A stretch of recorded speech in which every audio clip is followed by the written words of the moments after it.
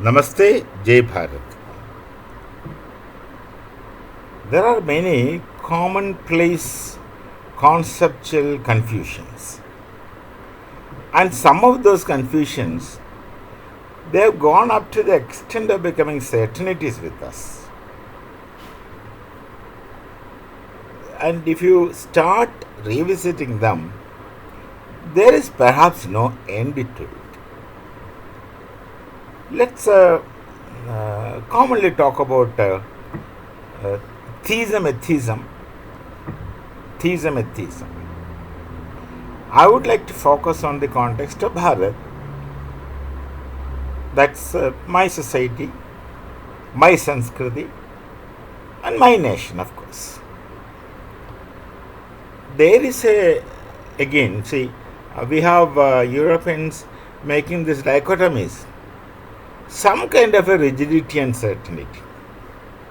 Dichotomy, either this or that. It's something like asking a question. See, suppose I tell you, it's an interesting logical situation. Suppose I tell you that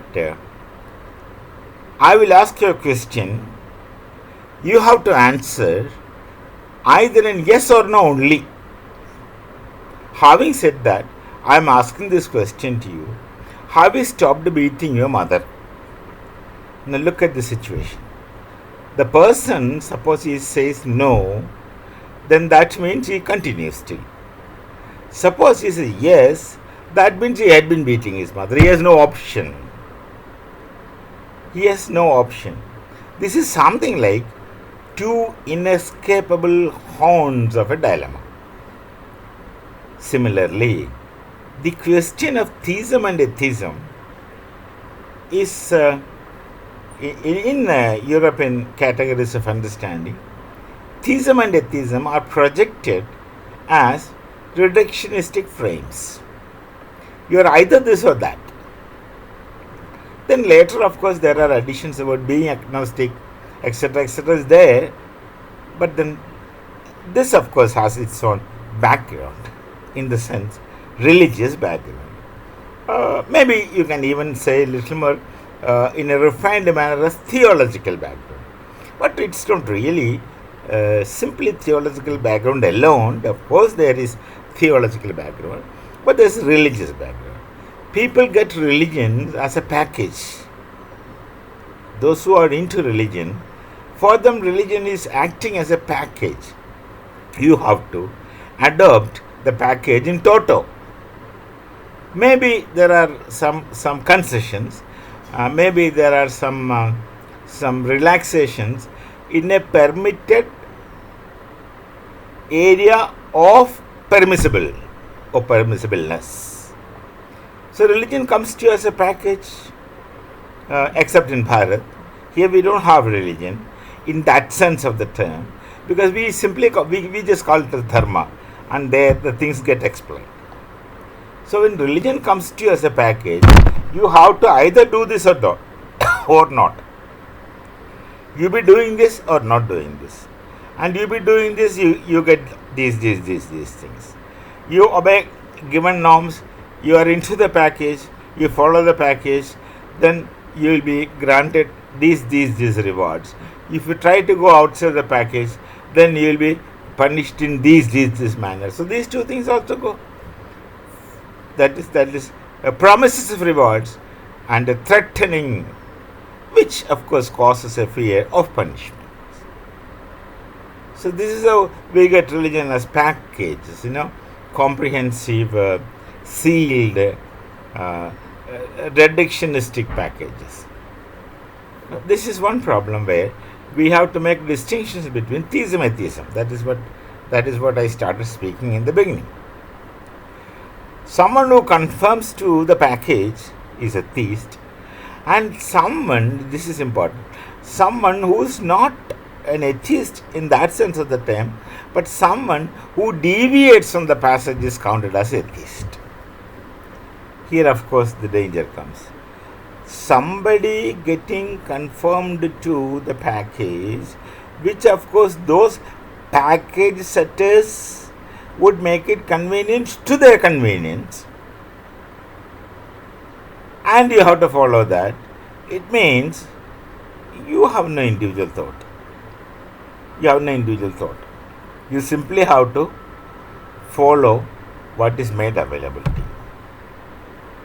So there are many such confusions.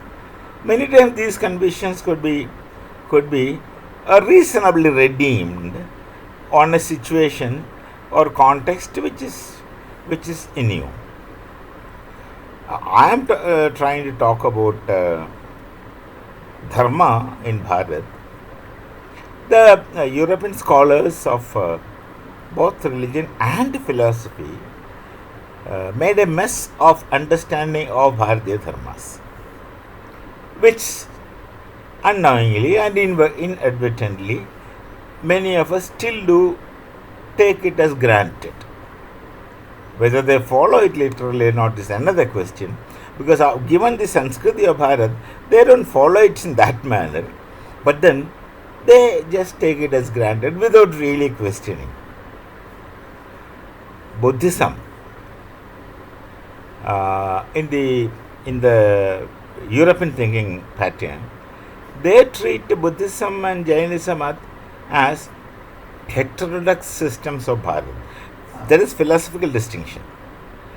They treat heterodox means, they made a distinction between orthodox system. These are all schools in philosophy, not dharma. 6 schools in philosophy they have identified, and some are orthodox, some are heterodox. They have stipulated their own criterion or criteria, and the criteria is very funny. Those who accept the authority of Vedas are called as orthodox, and those who don't accept the authority of Vedas are called heterodox. But actually, this kind of criterion which they have developed is basically from the categories available to them in their cultural context, religio-cultural context. I told you they are used to, the European scholars are used to, and seasoned with and seasoned in, accepting the packaged religion in its completeness. So they thought, or they must have felt that the people in Bharat should treat or do treat Vedas as an authority. Yeah, we treat many texts as an authority, but that authority is not divine. The authority is not unquestionable. The authority is not final. The authority is open-ended. If at all somebody treats it is an authority, but the very conceptual expression of authority is inappropriate. That should not be the case. When you are a student of Vedas or Upanishads or any Dharma Shastras, the idea of authority doesn't come into your mind. Just because it is said in the Vedas, we have to obey. That is not how we obey things. Things are said in the Vedas, you obey them, you take them because they are convincing to you. And that point is missing in the reductionistic tradition of religion getting made available as a package to one. So you accept it or not accept it, given how you get convinced, how you think and how you feel that this is appropriate, this is all right. So Buddhism and Jainism, then they by and large treat it as heterodox system because they consider that they don't accept the authority of Vedas. In fact, which school accepts the quote-unquote authority of Vedas in the Shat Darshanas? Seriously, I don't think anyone takes it as the question of authority doesn't come. It's when the knowledge aspect is agreeable to you, convincing to you, you just repeat it or you work upon it more to extend it, elaborate it. But then once it's not acceptable, you don't even mention it. Sometimes you criticize, sometimes you are not quite bothered. But from that point of treating them as heterodox, from that point of making orthodox and heterodox distinction, they go to saying that they're atheistic religion. They're atheistic religion. Both Jainism and atheism are atheistic religion. Just because they don't explicitly talk about a God.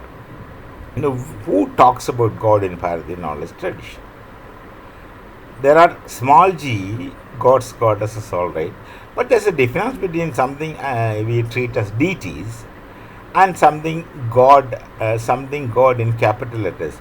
We don't have a God in capital letters at all. Our gods and goddesses are in small g, they're deities. And most importantly, for all the dharmas in Bharat, if at all they speak about God, God is not a person. Not at all a person. But when the others, they treat God as a person. Now, these fundamental differences are there. Of course, different Sanskriti, different culture, different way of looking at things, fine. It's all perfectly fine. But then with that category, don't judge this Sanskrit. Don't say that Jainism and Buddhism, they're atheistic religions. And in that case, Vedanta is not atheistic. Now, which system in Bharat is explicitly theistic, where God is a person? None of the systems. None of the systems. Because there is always something beyond a deity. There is always something beyond a deity. The God is an end. You don't question. A religious text made available to you is unquestionable. That is an authority, and people attach that authority is divine. See, if you take the case of Ten Commandments, how it is depicted, as its Ten Commandments are depicted as written on stone tablet at the hands of Moses. That means they just can't be changed. They cannot be changed. And somebody had changed it without ever mentioning that he is changing. And that is none other than Jesus Christ himself. What a beautiful way of doing it. I have come not to cancel what is said of the old. I have come to strengthen them. Then he starts 1, 2, 3, 4, 5, 6, 7 till 10. See, so intelligently, so beautifully it was done. When a Catholic priest was working on communication theories under my supervision, I asked him to pick up this area. How effective is a communication technique that Jesus presented? And he has done it. He's got his doctorate. He has also became a professor much later. Anyway, so that was a very, very intelligent step. Beatitudes there, right.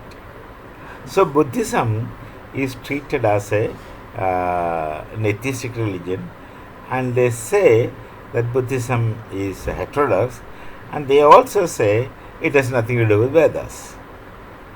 But all dharmas in Bharat, Jainism, Buddhism, and even Charvaka, which is explicitly materialistic philosophy, these three only they call us as heterodox. All these three have their definite moorings on Vedas and Upanishads, because Vedas, Upanishads, which they are the Veda Upanishadic knowledge tradition. Without having these moorings, you can do nothing, because they are already established knowledge. See, you need not to reinvent the wheel today. You need not to reinvent the wheel today. The wheel has been invented long back. Nobody wants you to go and reinvent the wheel or fire or anything like that. See, there is already explicit knowledge tradition. See, you work upon it. Agreeing or not agreeing is not the question here. You work upon the knowledge and you go further, and that is how knowledge flourishes. That is how we remain dynamic. Dynamic means we remain alive. So Buddhism is treated as another religion. That is what I was trying to say.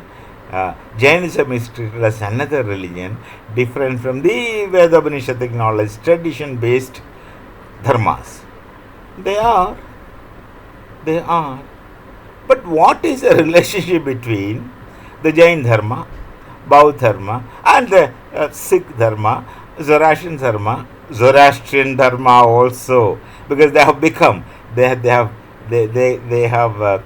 got amalgamated themselves into Bharatiya Sanskriti. That is what made.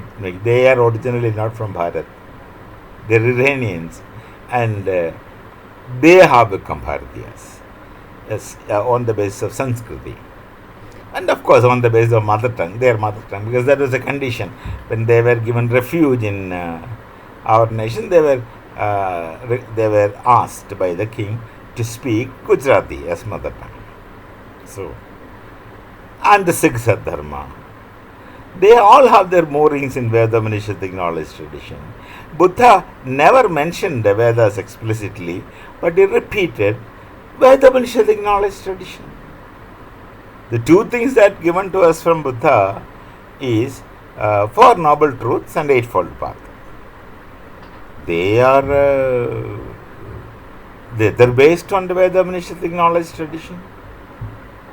Mana Buddhi Ahankara Chittani Naham, Shankaracharya's Nirvana Shatagam. Look at the Ashtanga Marga of Buddha. See similarities. How one is inspired by other.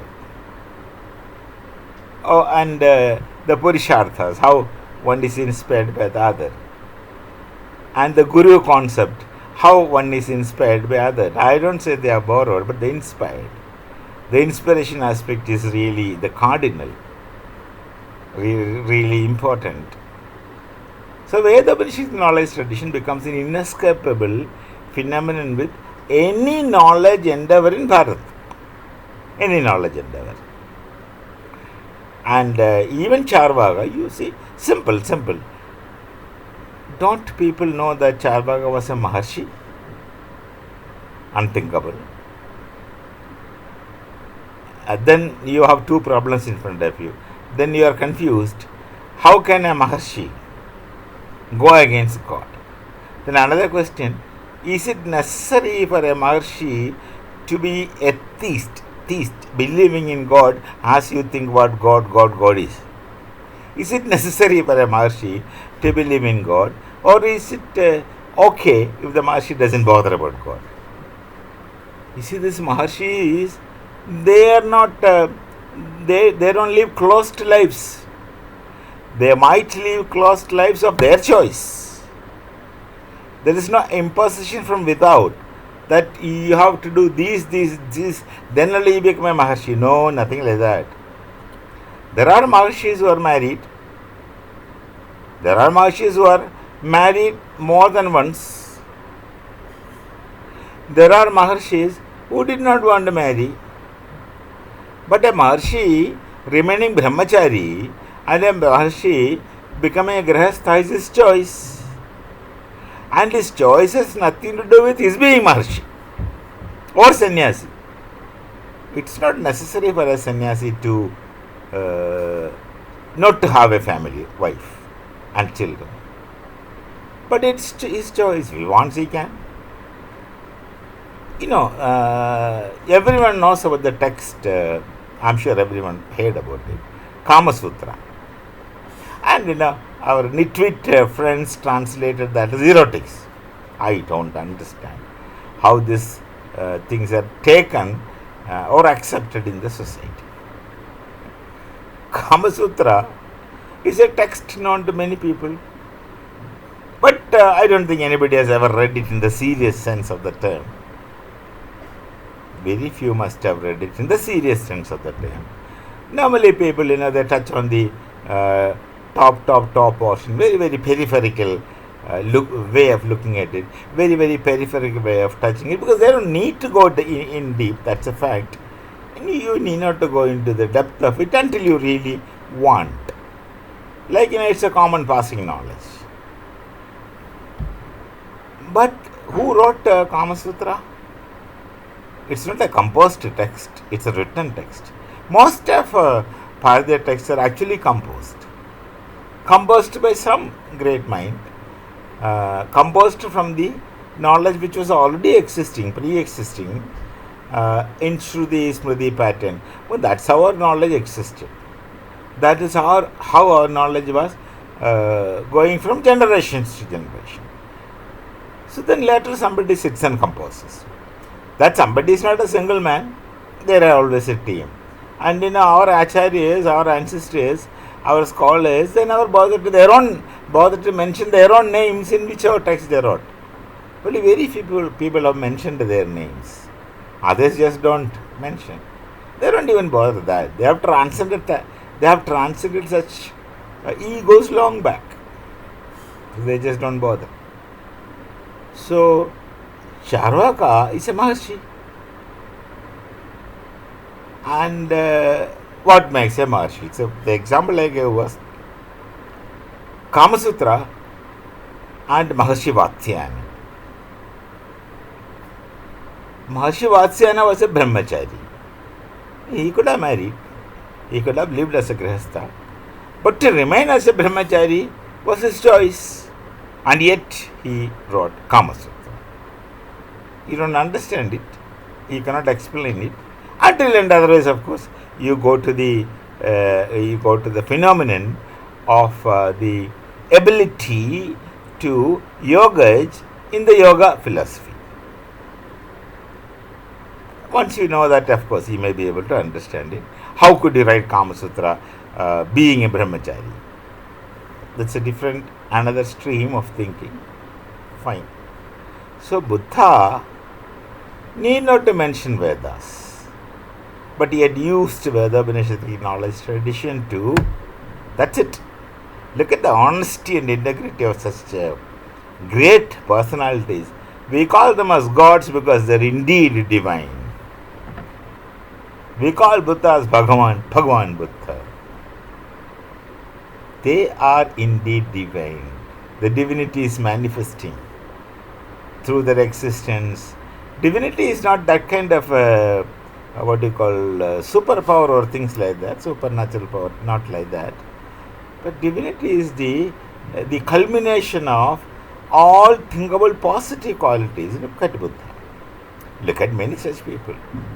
We go to the extent of calling them as avatars, and two types of avatars we speak of: partial avatar and complete avatar, Purna avatar and Ancha avatar. Right, finally, come back to Buddha. He had used the Veda Upanishadic knowledge tradition to give out his thoughts. He had explicitly not mentioned the Vedas and Upanishads because of the a kind of, this word is inappropriate, but I am using it for want of another word. There was a kind of decadence taking place with the Vedic society. Many things were collapsing. It's natural for anything to develop, grow, flourish, and decay. It's a natural law. So that time of Buddha's intervention into the the Vedic society, that intervention was most wanted to eliminate the impurities. He had to fight alone with many established authorities. So if he uses the term explicitly either of Vedas or Upanishad, there will be 100 questions which he had to answer for no point. Why should he? He didn't mention, but he used only those knowledge. He gave away only those knowledge. Same with Mahavir Swami. Mahavir Swami is more rigid, more closer to the Veda Upanishadic knowledge tradition than Buddha. Buddha became very liberal because from being Hinayana, Theravada, it is not Hinayana. Hinayana is a word, is a concept which the Mahayanas applied to the Theravada Buddhism. So, somebody was liberating Theravada Buddhism, so was trying to get people more and making things simple. Mahavir Swami, of course, didn't have that kind of uh, proselytizing in that kind of wider sense of bringing maximum people. Buddhism did that, and Buddhism also traveled from Bharat outside, gathering more people, and people got new knowledge, and they were all following. And in every land which Buddhism, when it developed in its own manner, as its own, see, when it goes to Japan, it becomes Zen, and in China, hopeless people, they have forgotten that. When in China, it becomes Taoism and Confucianism, all those things. There are development based on the fundamental Buddhistic knowledge tradition, which is an extension or which is a development based on the Veda Upanishadic knowledge tradition. And this kind of thing is what really makes you alive. Dynamism, I told you. So, this is what one should do. Given a new place, given a new culture, the same knowledge tradition develop in such a manner which would most befit that given cultural stage settings. Given that cultural stage setting, that's natural. That's how things should be. It's not that you bring a package and treat it as one package, an inescapable framed package. You can't do anything. You have to simply follow. Do's, don'ts. The best example is from a neighbor, Pakistan. The people of Pakistan, they wanted to be so much Muslims, they would only imitate some of the Arab countries, since it is Saudi Arabia is the prime center in as everyone understands. They wanted to follow Saudis. They can't follow Saudis because Saudis have their own cultural stage settings, which is distinctly unique. How can a Punjabi be like a Saudi Arab? Not possible. They are two different people, and each one is unique. Each one should have his ontological status. Each one should have its meaning and sense and existential import, all kinds of things. But you can't become that. But that still is the futile exercise the people of Pakistan do because they think they are Muslims, so they should be like them. And so much so, what happened? Over so many years of their being separate from Bharat, they have seen that Saudi people are progressing, going ahead into newer directions because they are dynamic. Their society is culturally alive. They would want to keep their religion and faith system alive. So they allow dynamism into it. And these people in Pakistan find it very difficult to accept those things. And they would go to the extent of saying that they are not really good Muslims. We are good Muslims. Look at this. Is it the height of ignorance or height of arrogance? Maybe both. Height of ignorance compared with the height of arrogance. We are everything. So Buddhism is simply an offshoot from the Veda Upanishadic knowledge tradition. Jainism, Tathaivacha, is also like that.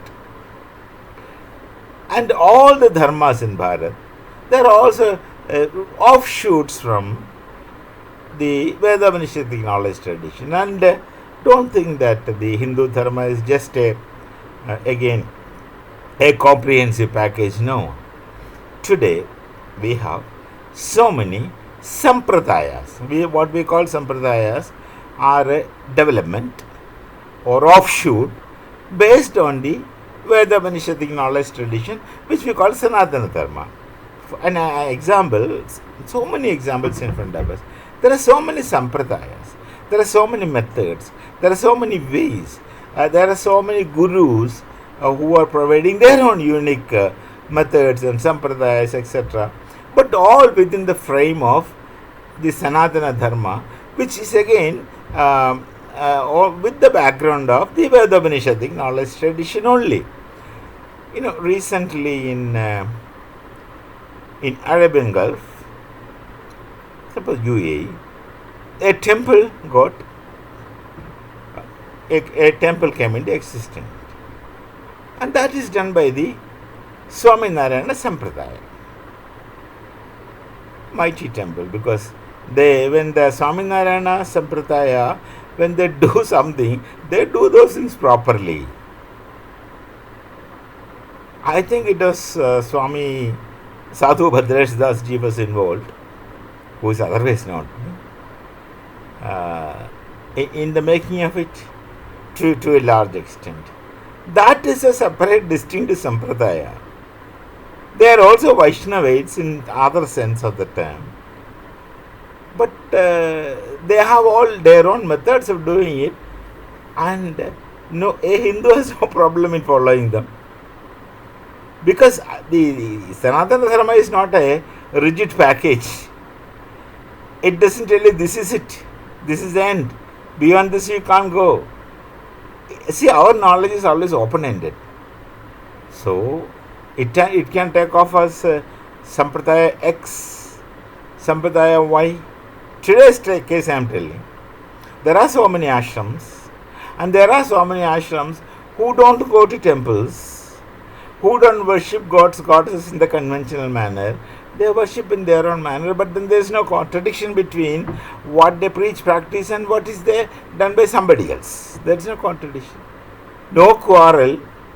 No one goes to tell him that you are wrong and I am right. No one tells. Nobody had ever told till now. It's only the only thing is that I am convinced, so I follow it. I am not convinced, so you go ahead, bhai. You go in your own manner.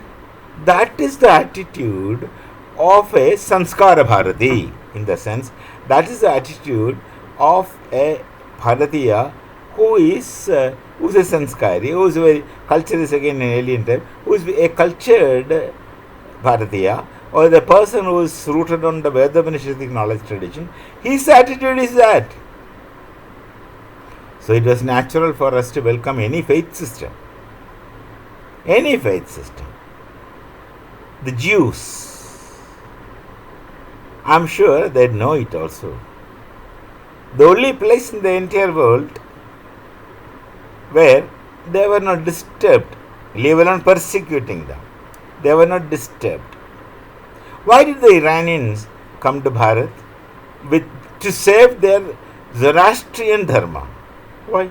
They have found this place appropriate for them, and they still live today. And look at the contribution of the Parsi community to in all aspects of existence of Bharat. You know their names, not just Ratan Tata alone. Look at Manaksha, Field Marshal. There are so many such great people. Look at their contribution. They don't want anything for as minority status. They don't want anything, any gift, any subsidies. No, they are capable of making their own things. Not only making their own things, capable of giving us what they make also. So this is the attitude of Bharatiya knowledge tradition. Makes no difference to us. First churches outside Europe should be in Bharat. I don't know that history, but similarly first mosques. And the Jews who lived here comfortably. And when they finally got their nation is Israel, many of them went back. And they keep coming and going. They can't forget their what you call host land. They are comfortable. They were comfortable. They made synagogues. They practiced. We supported. We were with them. Our people have no idea about their religion. But they were doing certain things and our people supported, started going with them. Since they were not converting, no harm. So, Buddha or even Mahavira Swami, only branched out of the Veda-Manishadic knowledge tradition into a distinct realm, but not a different realm. Not different. If you call it as a different religion, that is the narrow-mindedness of the narrow knowledge tradition one belongs to. That's only that.